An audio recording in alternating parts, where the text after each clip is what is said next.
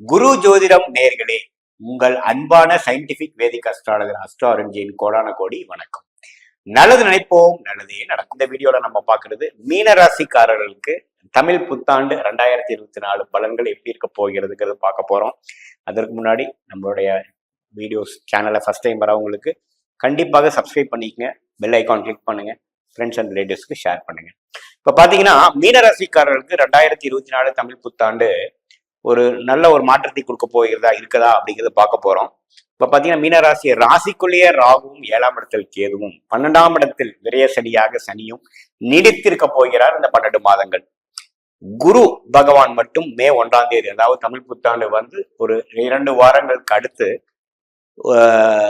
2ஆம் இடத்திலிருந்து 3ஆம் இடம் என்று சொல்லப்படுகிற பாவத்துக்கு மாறுகிறார் மீனராசிக்கு. அது எப்படி ஒரு தாக்கத்தை, எப்படிப்பட்ட ஒரு தாக்கத்தை கொடுக்க போகுதுன்னு பார்க்கும் பொழுது, 3ஆம் இடத்துக்கு மாறி 7ஆம் இடம் என்று சொல்லப்படுகிற பங்குதாரர்கள், கணவர் மனைவி ஸ்தானம், நண்பர்கள் ஸ்தானம் அப்படிங்கிற ஸ்தானத்தை குரு பார்க்கிறார். அதே சமயத்துல 9ஆம் பாவம் என்று சொல்லப்படுகிற பாக்கியஸ்தானத்தையும் பார்க்கிறார். 11ஆம் பாவம் என்று சொல்லப்படுகிற லாபஸ்தானம், பூர்த்தி ஸ்தானத்தையும் பார்க்கிறார்.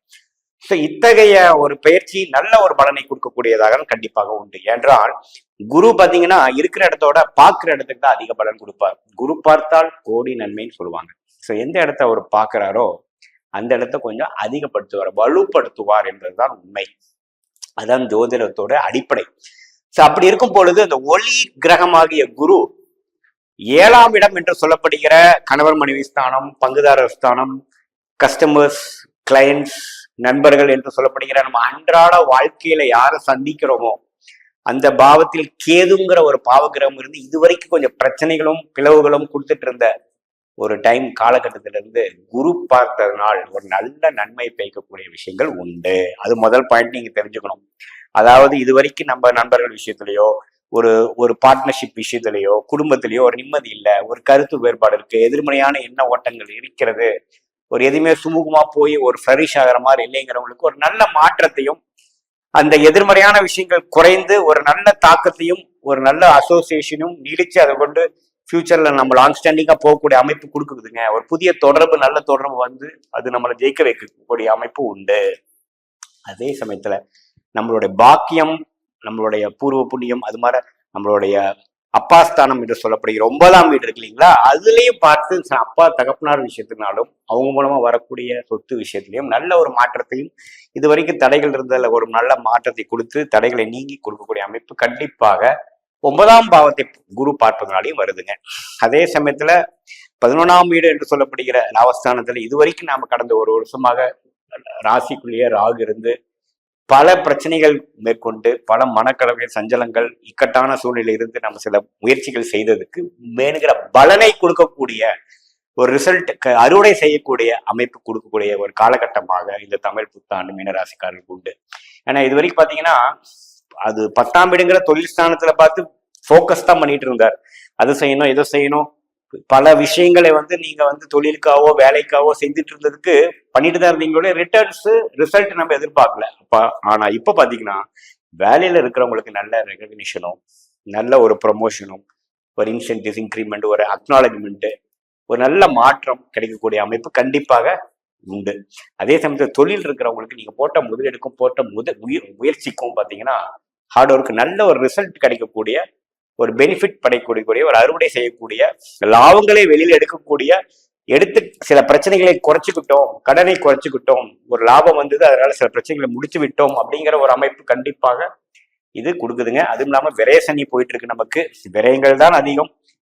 10 ரூபா வருமானம் வருதுன்னா 100 ரூபா செலவுக்கு ரெடியா இருக்கக்கூடிய அமைப்பு தான் கடந்த ஒரு வருடமா போயிட்டு இருந்தது. அந்த விஷயத்துல கொஞ்சம் செலவுகள் குறைந்து சில பிரச்சனைகளை தீர்த்து கொண்டு விட்டோம் அப்படிங்கிற ஒரு ஆண்டாக 2024 தமிழ் புத்தாண்டு கண்டிப்பாக உண்டு.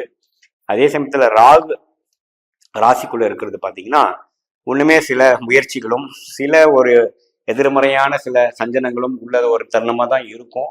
ஆனா அது கொஞ்சம் சட்டு போன வருஷம் கம்பேர் பண்றப்போ 2024 தமிழ் புத்தாண்டு கண்டிப்பாக சில விஷயங்கள் பாசிட்டிவா இருந்து ஒரு 4-5 பிரச்சனையில ஒரு 2-3 பிரச்சனையை முடிச்சு கொண்டேன், பரவாயில்ல, இது வரைக்கும் செய்த முயற்சி வந்து கொஞ்சம் திருவினையாக்குச்சு, நமக்கு சில ரிசல்ட் வந்துருச்சு, அதனால ஒரு பாதி பிரச்சனை தீர்ந்ததுங்கிற மாதிரி சில விஷயங்கள் கண்டிப்பா தொழிலதிபர்களுக்கு கண்டிப்பாக கொடுக்கக்கூடிய அமைப்பு இருக்கு. மாணவ செல்வங்களுக்கும் பாத்தீங்கன்னா ஒரு நல்ல ஒரு விஷயத்தை கொடுக்குதுங்க.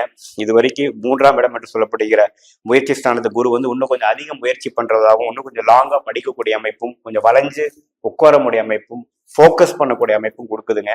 எப்பவுமே பாத்தீங்கன்னா அந்த 3ஆம் இடத்துல குரு வரும் பொழுது ஒரு விதமான ஒரு நல்ல முயற்சியும் அந்த தாக்கத்தையும் கொடுக்கக்கூடிய இது கண்டிப்பா படிக்கிறவங்களுக்கு கொடுக்கும். மெமரி பவர் இன்க்ரீஸ் பண்ணும். ஸோ எக்ஸாம் பண்ற டைம்ல பாத்தீங்கன்னா ஓரளவுக்கு நல்லாவே நம்ம படிச்ச அளவுக்கு எழுதி மார்க் பண்ணக்கூடிய அமைப்பு கடைசியா வந்தாலும் தப்பு இல்லாம வரக்கூடிய அமைப்பு உண்டு. அதுக்கப்புறம் கொஞ்சம் படிப்பு மேல் படிப்பு விஷயத்துக்காக ஒரு நல்ல ஒரு செலக்ட் பண்ணி உங்களுக்கு என்ன விஷயங்கள் பிடிக்குமோ அதையே செலக்ட் பண்ணக்கூடிய அமைப்பும் கண்டிப்பாக உண்டு. ஏன்னா 11ஆம் பாவத்து குரு பார்ப்பது ஒரு நல்ல விஷயமா இருக்குதுங்க. குறிப்பா வந்து குரு தசையே உங்களுக்கு நடக்குமாயின் நான் சொன்ன பலன்கள்லாம் உனக்கு தூக்கலாவே நடக்கக்கூடிய அமைப்புகள் உண்டு. என்னதான் இருந்தாலும் சனி 12ஆம் வீட்டுல இருக்கிறதுனால செலவுகள் கொஞ்சம் அதிகமாகும். அது கொஞ்சம் கட்டுக்குள்ள வைக்கக்கூடிய இது பார்க்கணும். என்னதான் வருமானங்கள் வந்தாலும் செலவும் ஆகக்கூடிய அமைப்புகள் உண்டுங்க. ஸோ அதை நீங்க கொஞ்சம் கண்ட்ரோல் பண்ணிக்கணும். ஸோ அடுத்த வரக்கூடிய 7ஆம் நாடு சனியில ஜென்ம சனிக்கு வேணுங்கிற விஷயத்துக்கு வேணுங்கிற ஃபவுண்டேஷனும் உங்களுக்கு மன தைரியத்தையும் எல்லாத்தையும் கொடுக்கக்கூடிய ஒரு ஆண்டாக 2024 தமிழ் புத்தாண்டு கண்டிப்பாக உண்டு. மீண்டும் மற்றொரு காணொளியில் சந்திப்போம். நன்றி, வணக்கம்.